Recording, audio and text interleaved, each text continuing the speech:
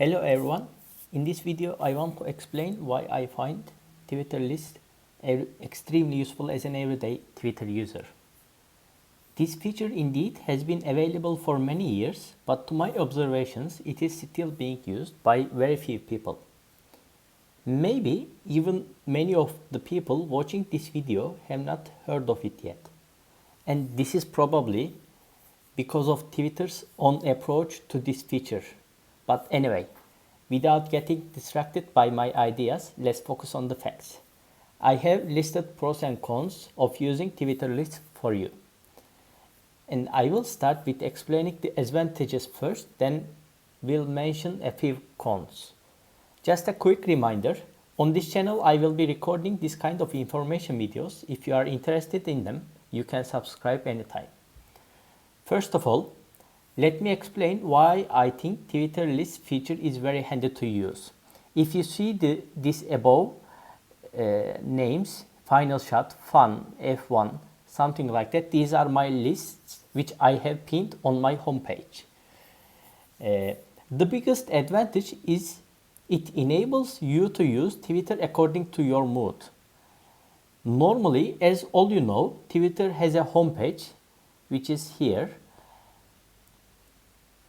where we can see the tweets from the accounts we follow. However, among your followings, there are a variety of accounts, from news to sports to your friends' accounts. And maybe you may not want to see tweets from all of these accounts all the time. Let me give you an example from my usage to elaborate this idea. I don't want to see tweets related to news all the time, since it takes me to different thinkings in appropriate times throughout the day. I only want to see those tweets when I just want to see them. At this point, you can suggest me to search news accounts when I want to see them and have a look at them, but here are few downsides of that way. What I mean by searching news accounts when I want to see them, I mean instead of going into this list, searching that account in here and just scrolling down to see the tweets. But instead, I have news list pinned to my Twitter so that I am seeing them here. But yeah, what are the downsides of searching instead of having a list here? First of all, you cannot continue checking tweets from where you left when you open those pages from the search all the time. Every time you have to start rolling over from the latest tweets. Yeah, for example, I have opened few seconds ago, but yeah, still, when I open it again, I start from the top again. But this is not the case in the list here. For example, yeah, I'm rolling down from where I left at the moment. And second, there might be several news accounts you want to be going over, but in searching case, you have to search each of them one by one, and which is too time consuming, I guess. For example, I have gathered two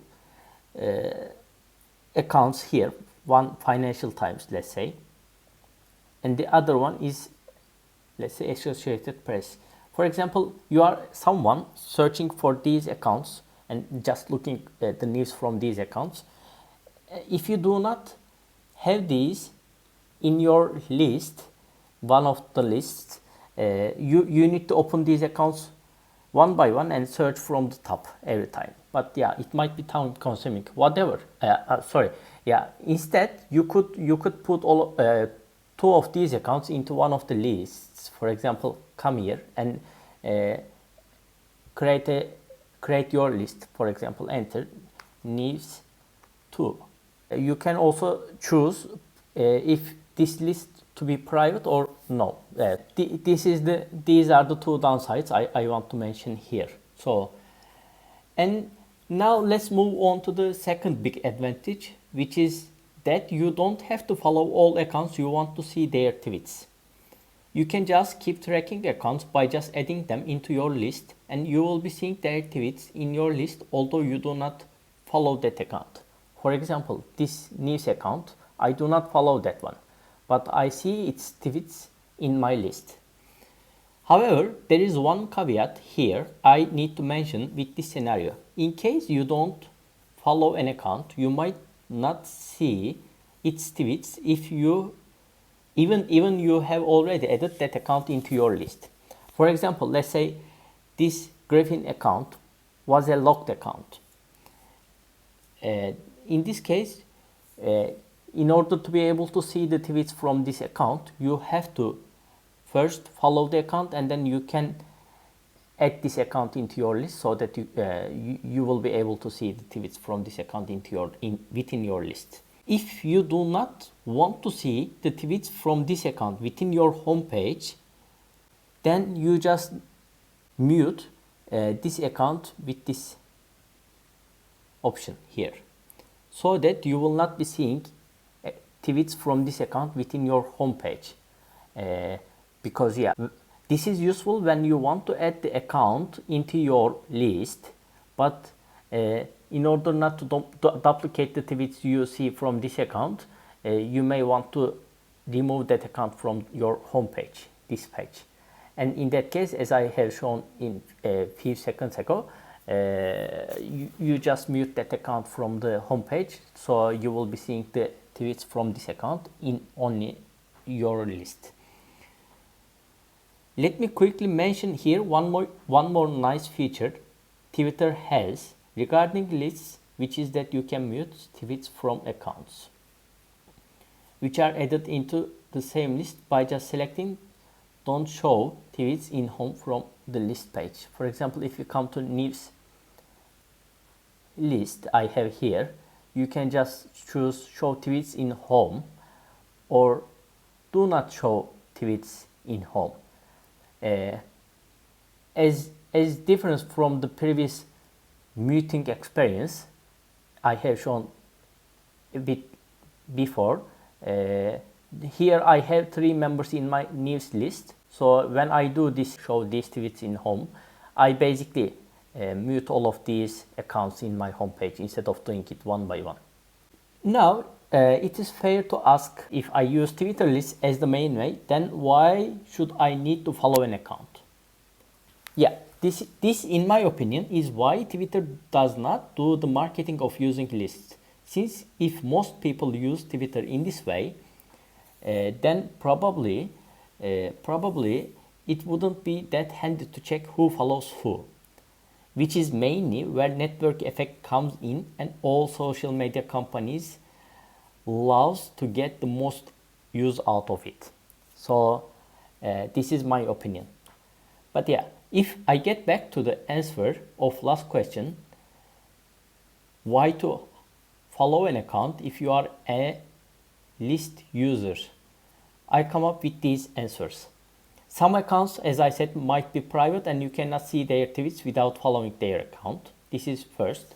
Second, sometimes I follow some accounts to remember them in future, since it is easy to do, you know. For example, yeah, I just click follow and I will be seeing later on this account in my followings. So it makes easier for me to remember this Griffin page. Just assume I don't have this added in one of my lists. And third, this is a bit tricky, but it might be a bit fun. But also, yeah, it might be interesting as well. You can create a kind of fake account in terms of what you show to people. You can create private lists and add whoever you want to follow to those lists where people cannot see who you actually follow. And at the same time, you can follow completely irrelevant people. In this way, people will get different ideas from your followings. So let me show you. For example, let's say I have only 5 lists I'm using, and for example, each of these lists I'm using are private lists, okay? But let's imagine I do not follow any of these accounts added within my list, and I do not follow any of them. So that's why, and then I follow different kind of accounts, let's say my friends' accounts or other things. And when people check my account, what they will see, oh, this person only follows his friends, and then they will not see the actual accounts I'm following, because they are not basically able to see the lists I have and the people or accounts I am following within those lists. But yeah, as I said, this is just a tricky approach. Let's move on to the advantages of using lists. First one is very basic, but might be annoying for some users. As you see, I have 5 lists here: Final Shot, Fun, F1, this one, this is basically my sports account, and news accounts, news list. You cannot pin more than 5 lists into your main page, where you can slide between them very easily like this.